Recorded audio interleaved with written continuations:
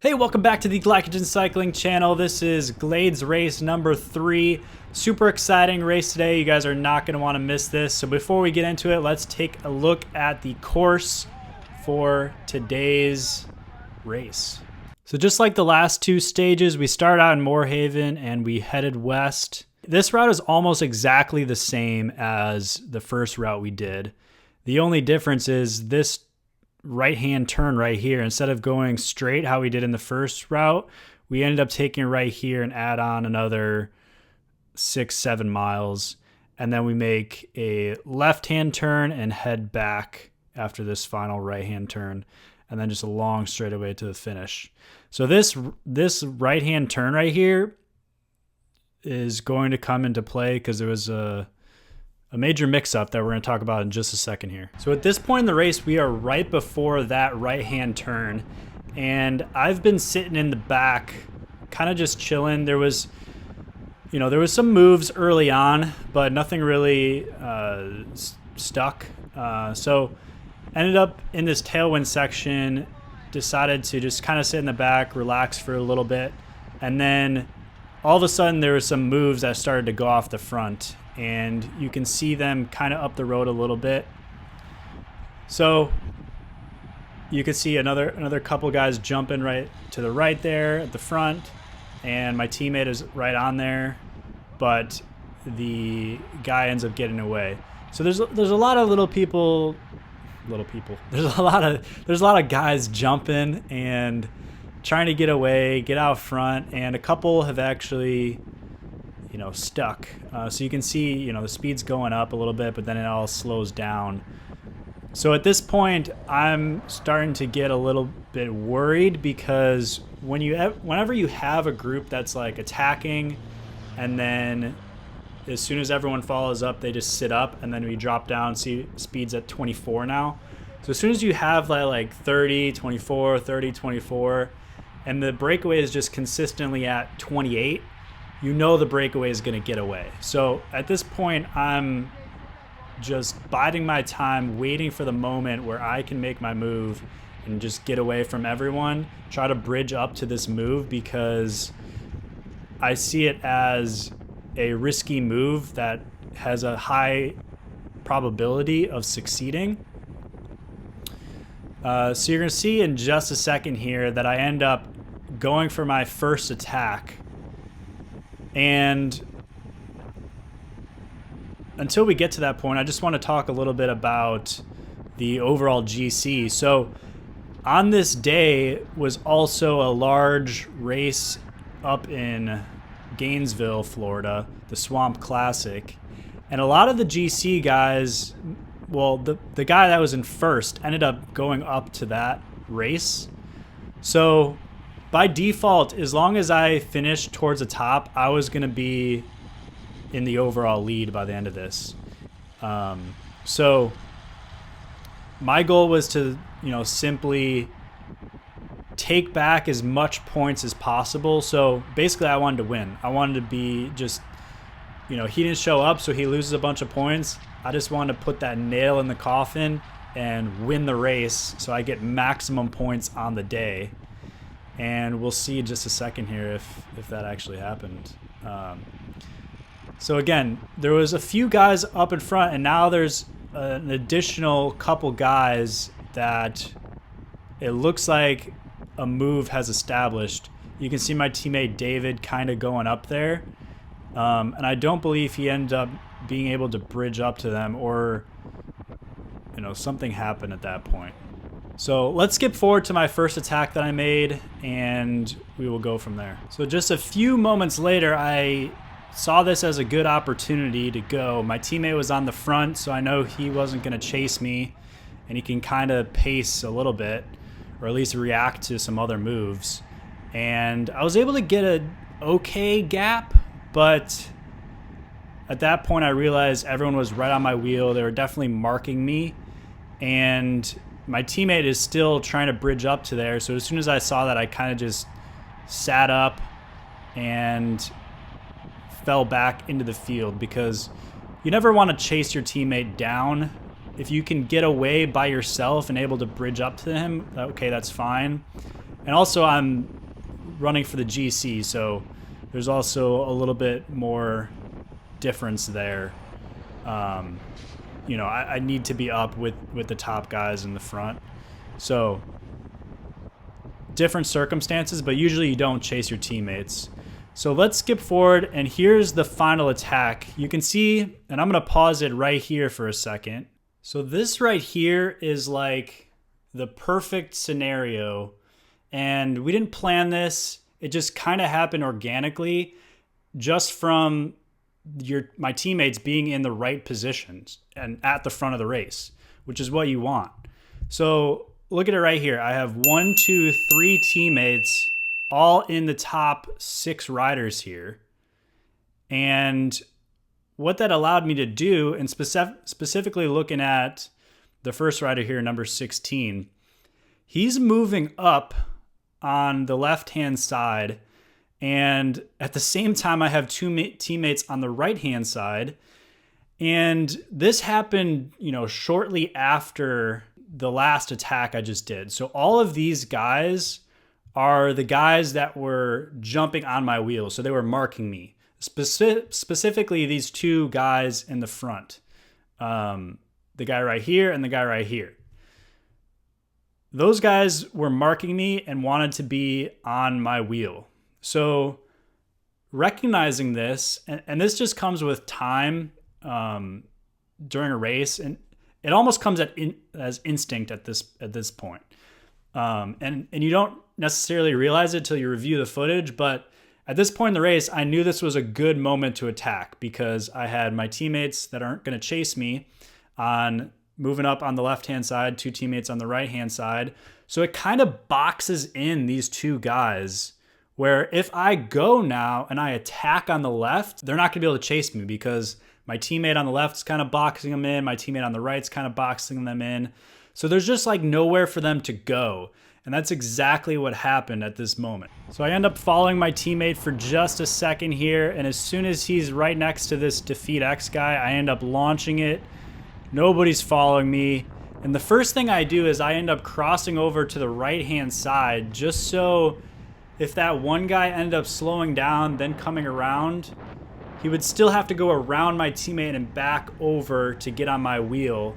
And there's just that extra couple seconds of not getting a draft that, you know, mentally makes people not want to make that move. So, you know, within 5 seconds there, you can't even see the group. I mean, they're so far back. They just could not hold and didn't want to follow on that wheel. It was just too good of an attack, too good of positioning that nobody wanted to follow me. So at this point, now it's just heads down, try to catch that bridge group because there's 2 guys and then there's another like 4 guys ahead of them. So this is the point in the race that I was mentioning earlier where this turn comes into play. So you saw there was a sign on the right-hand side of the road. And if you're ever in a race like this, just put the maps on your Garmin so you know where the turns are. You know how far the turns are. You know how far the distance is to the finish. Like, it makes so much sense to put it on your Garmin. There's another sign right here, turn right. For whatever reason, both those breakaway groups missed that. So you can hear me yell out right here. And I'm like, turn right. And I was for sure going to catch them. But at this point, I'm just kind of upset because, you know, I put in that huge effort to try to bridge up to this. And now it's like, oh, well, do I just need to reset now? Because we're still like 20 miles from the finish. So I don't want to do this solo and just completely kill myself. So I end up slow pedaling for a little while, and the 2 guys who I was trying to bridge up to end up attacking again from the group right away as soon as they made the turnaround. And here's one of the guys, and then another guy ends up joining later.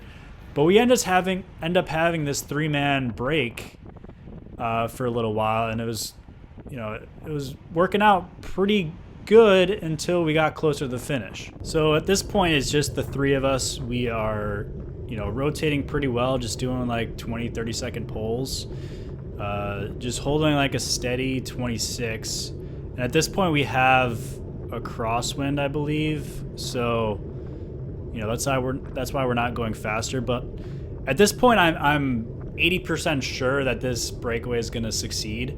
So it's really just like try to conserve and, you know, don't let your brake mates get like think you're hurting when you're not, or like kind of pretend a little bit. But towards the end here, towards this last right hand turn, this guy on the Specialized that you just saw started playing games. He was not making huge pulls, and they were soft when he did make a pull. So you can see that was a real short pull that he made. So he was just not wanting to help at all. And because of that, there was a bridge group of like 4 or 5 guys. You can see him right here. Ended up catching us. So now this added an extra dynamic to this finish here. But shortly after this right-hand turn, someone ends up attacking. I end up, you know, just kind of following, and those 3 guys, the amino rip guys specifically, kind of just didn't want to follow the move. I mean, we didn't, you saw the power, we weren't really spiking it too much, so he just didn't want to follow for whatever reason, and those 2 guys just stuck on his wheel. You know, everyone was just dead, I guess. They didn't want to follow the wheel. So unfortunately my front camera cut out, so you're only gonna be able to see the rear, but I'm gonna do the best job explaining this last section here while you know, while you're only seeing the rear. So we end up catching this guy in the red. He didn't, you know, he's just dead, I think. So here we get to the finish, and before this section there was a lot of attacking, and I was on the rivet for sure, trying to catch back onto these 2 guys. And I knew the one guy in the, you're gonna see in just a second, the yellow and like bluish kit, yellow stripes, he's a really good sprinter. So I knew that if I want any shot, I at least need to soften him up before the finish. I don't have a huge pop, but I can go a couple times. So you can see me hit 1200 watts there. I was really going for it and just kept it up, trying to get some separation if I could, but at the very minimum, make sure he's hurting. So he had to do a huge sprint effort, you know, 2 miles from the finish, if that, and kind of just softened up the legs on him a little bit, just so, you know, now he has to sprint twice. And I'm usually good about being able to sprint, you know, doing 1,000 watt digs over and over and over again. So I felt confident that I was going to be okay. At this point, we're getting close to the finish, and I definitely don't want to lead this guy out. So you can see my speed's really dropping here, 23.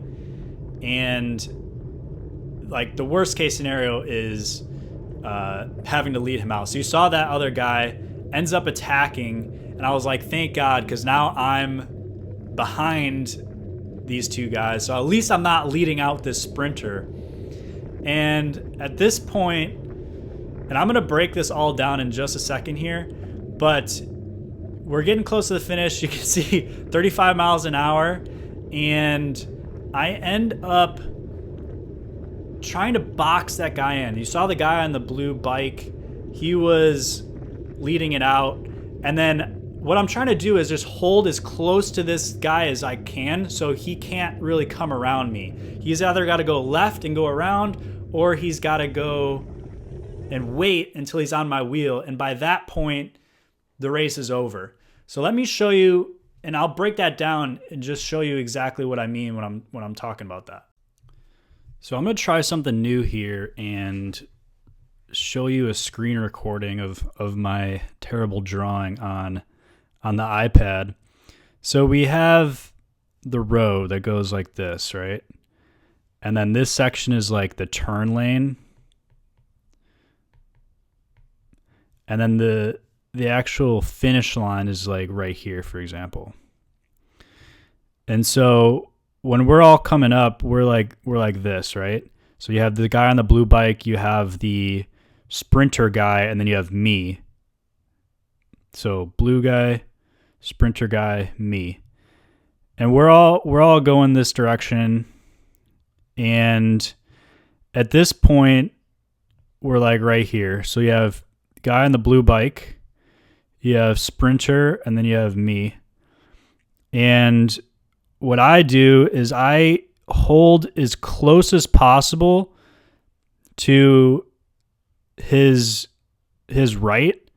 So he has no option of going to the right at this point because he's got to wait until I'm like basically equal with this guy, and then he can go on my wheel and then go around me, or he's got to go this way. And I believe we also had a crosswind like this. So he's got to go into the wind. Well, I take that back. I don't think there was actually a cross. I think it was like a tailwind. Probably like tail crosswind. But regardless, so, and let me just clean this up a little bit. So we have the guy on the blue bike, we have the sprinter, and then me. So, I could jump way over here, but then he has, the ability to jump on my wheel or go this way. He has more options. If I am just right here, or even just right here, then he has, he only has one way to go, and then he can only jump on my wheel if I'm up here. And by then I have a bike length gap, basically. So then he has to make up that whole bike length to beat me in the sprint. So that's kind of what I've been practicing more, is just the actual positioning in your sprint. Sometimes it's not how strong you are, because this guy is a way better sprinter than I am. Now, again, maybe my attack earlier on back here, where I put him, maybe I was hurting him, even though he has a really good poker face. Maybe I hurt him at that point and he just didn't have the legs for the sprint. But, maybe I just played it better too, and I held the wheel right here. He couldn't come to my right, so he either had to go this way, and then at that point, this guy could have boxed him in as well. So that's what I tried to do in that sprint, and it paid off, and I ended up winning the race. Thanks so much for watching the breakdown of Glades race number 3. Let me know in the comments if you liked that iPad drawing section. Let me know if it helped you visualize the race a little bit better. I'll make sure to do that more often if you guys enjoyed it. And also, subscribe and share this video with one of your friends. The more people we have watching these videos, the more I can make, and it just benefits everyone. So make sure to share with your friend, make sure to subscribe, make sure to like the video, and I will see you for Glades race number 4.